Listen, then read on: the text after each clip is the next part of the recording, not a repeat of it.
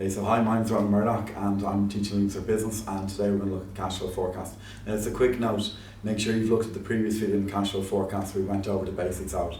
So what we're going to do now is going to look at it in a little bit more detail to make sure you guys know it inside out. And that's a big thing with these types of questions. Like, there's no point in like half doing them and doing them and then looking for a few minutes and being like, okay, yeah, I understood that. And you know, now I'll just move on. No, if you get a topic, you have to make sure you drill through it, nail it inside out, and then you're going to be happy when it comes up in June and when you know very well. Okay, so the first thing there on this, where it's on the notes, guys, if you just want to check it there, it's on page, anybody working off my book, we're on page 341. And if anybody doesn't have the book, just look at 2009 the cash flow forecast question, and it was question 6C in 2009. Now, I like this question, so we'll go through this question, take maybe about 8 or 10 minutes. I really like this question because when you open up this, and this would happen to students in 2009, they open it and they would have panicked because they'd have seen all of this and they'd never been prepared for this sort of stuff, and they'd let that throw them off.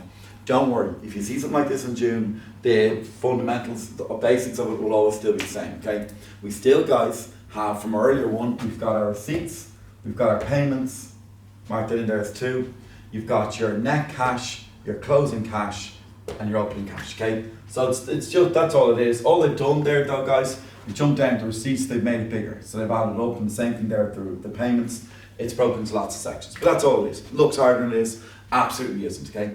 So remember again, imagine we're in the Leaving Cert and this is what we get. If you look at question 2009, 20 marks, time management is key. So you break it out and you're like, right, 20 marks, and for the long questions, you divide the question by 2.5, and that tells you you've got 8 minutes. Now that's absolutely essential, so just get on top of your time management, okay? So make sure no matter what, I'll throw it up here if that's okay, just a quick note, that like typically guys in the Leaving Cert, your every long question, well what you can see in June is every long question will be worth 60 marks.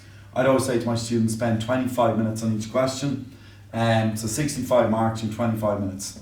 So take like your first minute reading the question, so let's say you knock a minute off that gives you 24. But imagine then if you had 60 marks divided by 24, that's going to give you 2.5. Now why is that important? That tells you how long you have to answer each question. So going back to that there what we had, I'll go over this again just quickly with the time management note. Every long question you'll do 60 marks. My time management plan that I give to my students, I recommend getting long questions done in 25 minutes.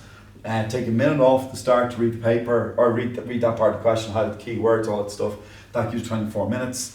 And then 60 marks divided by 24, 2.5. The reason that's important is now you're looking at this question for 20 marks divided by 2.5 means you've got 8 minutes to do it, okay? Now I'll get into that another day, just the ins and outs of time management, but like it's so essential. At this stage, guys, you've done your mocks, you know what it's like, but just drill that in. So going back to that question, back to where we were at that, we know now, right, the first thing when you see these questions like that, you want to be spotting, like look up 20 marks, 8 minutes, drill that in, like look over past papers, all the long questions, pretty much 20 marks, 25, 15 marks, and you make sure you've got your plan for that. But going back to the question, right, this is what I'd do if I saw this in June. So I'd be like, right, this is the receipts. First thing I'd do myself is I'd separate them. Do you remember a little rule I was saying? Always remember, right, that guys, this is going to be September, October, November, and this is the summary of the 3 months, okay? So you separate those 3 months. That's the first thing you do. And now even a quick little note, but like, now, right, if you add these up together, 22,000, so 1,000, let's add up this line, 12,500 plus 9,500 plus 10,000 is going to give you 30,000. Guys, working across there, all those add up. 5,000 plus 2,000 plus 1,000 will give us 8,000. All right, grand. So the first question they asked you, right, is they said, right, this question in 2 parts. The first question was, why would Buttercup Garden Centre prepare a cash flow forecast, right? So we'll look over that, right? We'll look over that now in a second. That's just what I do at the start. First thing I do is draw the line out, and then we go down through it. First question though, if you're reading it there, why would Buttercup Garden Centre prepare a cash flow forecast? We'll go through the basics. Usual order, right? You identify a future deficit. Okay, so you want to identify any months where your payments, the money going out is going to be bigger than money coming in, and then you can make plans around that. So they want to identify future deficits, and they know in advance then that they might have to cut back on expenditure that month. So if we're looking back to this, like we see at this business here, they've got deficit here. See here, the money going out was 24,000, the money coming in was 14,500. They have a deficit, okay, and that's going to be, that's one little thing they have to do. Another reason they'll do it is they'll use it for a benchmark against actual performance. Remember, again, it's a key area of financial management. So like this is for September, October, November. What they do early December is they look back and they'd say like, right, we forecasted that we'd spend 47,000 over those 3 months. And then they compare it to actually how much they spent. And it's just a good area, financial management, comparing your cash flow forecast versus the actual results that you had, okay?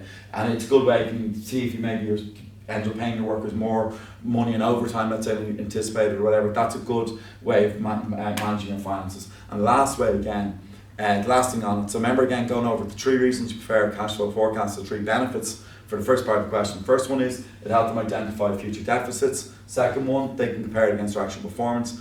And the third one is it's essential for accessing finance. Okay, so if you're looking over here, if you're applying for a bank loan, banks are going to want to see this. They're going to want to see a cash flow forecast to make sure that you've got your accounts in order. Okay, so they're the 3 key areas. Lovely little question, because they don't change. Okay, that's not the reason why I want us to look at this question today. That question fairly straightforward.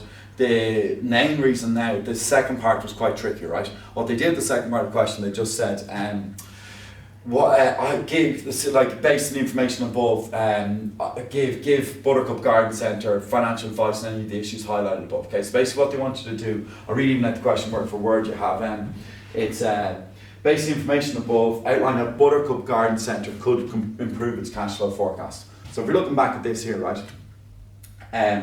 you want to be able to spot any problems. Okay, so pause the screen, and in a second, just pause the screen, and your job now is actually just going to be looking at the information you have here. You might even have it up in your past papers, whatever, and you want to be able to fish out what the problem is. We know they're in trouble. Like if you're looking at the basics here, they're finishing off those 3 months in debt or with a deficit. So they're in trouble, but your job is to spot the cause of that problem. Okay, so pause it there and have a look. Okay, welcome back. So when you're going out through it, I hope you're able to spot a few little problems. And this is why I like this question, because it shows a lot of attention to detail, right? So the first little thing on it is, let's go down through it, okay? Let's look at the month at the start. What months are problematic? For us guys, the month that caused all our problems is September. In September, our payments are 24,000, our receipts are around 14,500. And in October, so there it's positive. We had 5,000, and also same in November. Our problem lies in September. And then I hope you're able to spot it there. The problem there is equipment. Alright, so if you guys see it there in September, the company are going to spend €12,000 on equipment.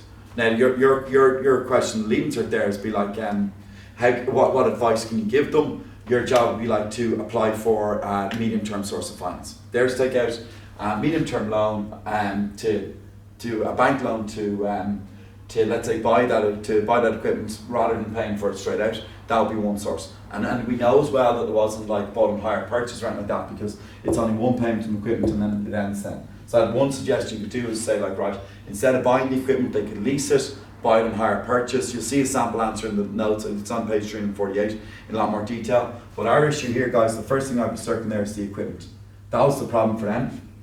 Take out a bank loan, buy the equipment instead of take out a bank loan to buy the equipment instead of buying it straight out in cash, or else just buy it on through hire purchase or leases. That would prevent one big monthly outlay in that month. If you could spread out the other months, that's one solution that you can give them.